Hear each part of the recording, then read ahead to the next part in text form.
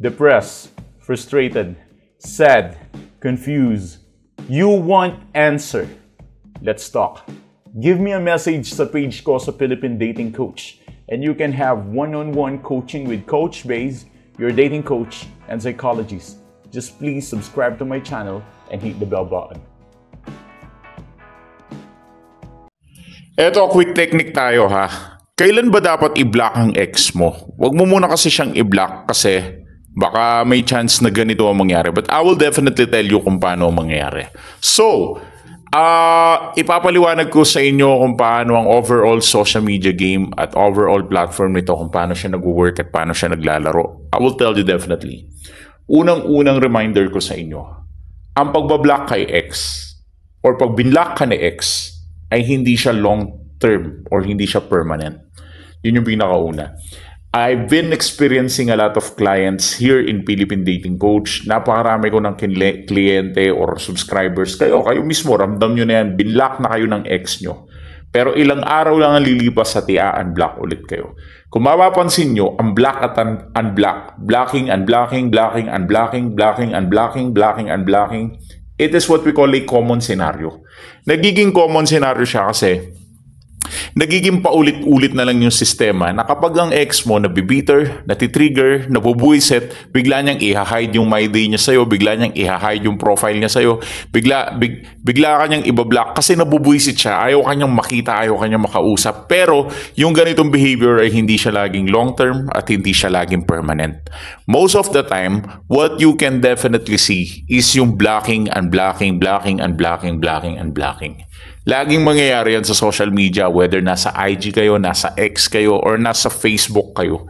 Saan man kayong social media platform, kahit sa TikTok pa yan. It is always happening. Ngayon, bakit ko ina-advise na wag mo muna siyang i-block? Kasi meron pa tayong gagamitin muna sa ex mo bago mo siya tuluyang i-block. Ngayon, ang tanong, kailangan ko po bang i-block si ex-coach? Di ba ako magmumukhang bitter nun? Yan yung isang malaking misconception eh. Kapag binlock mo si ex, mabibigyan siya ng trigger na ikaw, you are trying to move on or to move forward. Dumarating kasi sa point or time na na-overrate ninyo yung ex ninyo. Iniisip nyo yata na yung ex nyo parang Diyos siya, no? Parang God siya na kapag binlock mo siya, agad-agad bitter ka, ganun. Hindi naman siya ganun mag-isip. Always remember, pwede mong i-block ang ex mo kapag natitrigger ka. Pero, eto ang mga palatuntunan natin kung i-block mo man siya. Ito yung mga hierarchy nating susundan. Number 1, kapag alam mong social media is enough na, nakapag-post ka na ng tama, nagawa mo na yung mga trigger attacks na gagawin mo to trigger your ex, nakapag-post ka na ng mga play victim cards mo na post, or nakagawa ka na ng mga kung ano-anong post about yourself na papatrigger lang naman. Kumbaga para lang masabi natin na you're happy, you're doing your best, you're doing your game, nasa game ka, nasa top G ka, na-post mo na yung mga yun sa YouTube or sa Facebook. Sorry for that. I mean, as long as na-post mo na yun sa Facebook, na pag malaki mo na, napakita mo na sa kanya na you are improving, you are developing your life, you are great, you are being great, and you are greater than before, something like that. Ayun. Kapag nagawa mo na yung mga ganong style or estilo, I can definitely say na nasa progress na tayo. Maaari ko na sigurong i-conclude na papunta na tayo dun sa exciting na part, di ba?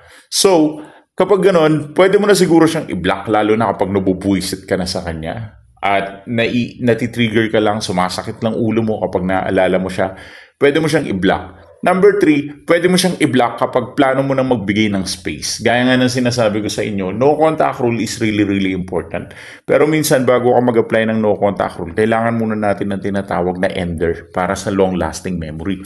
Ang ender, ginagawa ito, specific kasi ang ender. Kung gusto nyo matuto ng proper ender, i-message nyo ako sa Philippine Dating Coach dyan sa Facebook account ko. So, I can definitely teach you how to make an ender, diba?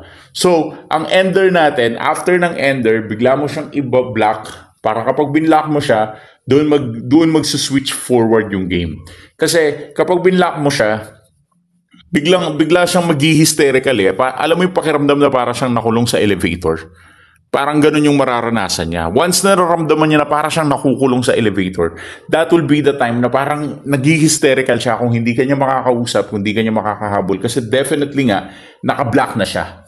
And due to that reason, it has what we call the main role dito dahil kapag binlock mo na siya, then we will start playing the game. Kasi once na naka-block na siya, dun siya mag-i-start na mag-hysterical sa'yo.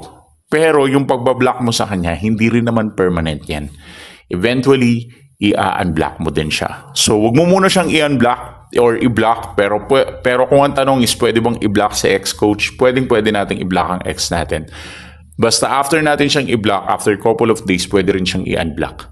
Ganun lang siya mag-work. Ngayon, sa mga nagsasabi naman dito na, hindi coach, di isipin ng ex ko ngayon, parang bitter ako. Napaka old school na yan. Hindi yan umuubra sa field, Sa field, sa paghawak ko ng mga clients, hindi yan umuubra. Hindi umuubra yung ganun na hindi mo i-block. Dapat mapakita mo rin sa ex mo na kaya mo siyang i-block. Kaya mo rin makipag-combat sa nararamdaman niya. Kaya mo rin siyang i-dump. Kaya mo rin siyang iwanan. Kailangan mo mapakita sa ex mo na kaya mo rin siya.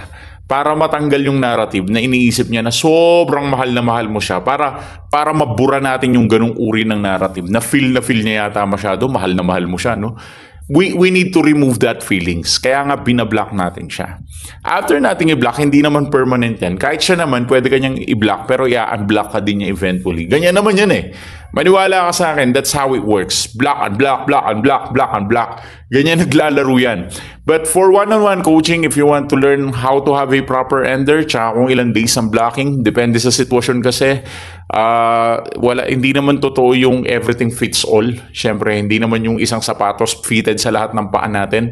Kahit sabihin mo na yung sapatos is Nike, hindi naman yung Nike na yun fitted sa lahat ng size natin, right? There's no size fits at all. So, iba-iba ang situation kaya iba-iba ang haba ng araw. It depends on the situation talaga. But for further information, you can give us a message sa Philippine Dating Coach Facebook page for phone call or audio call coaching.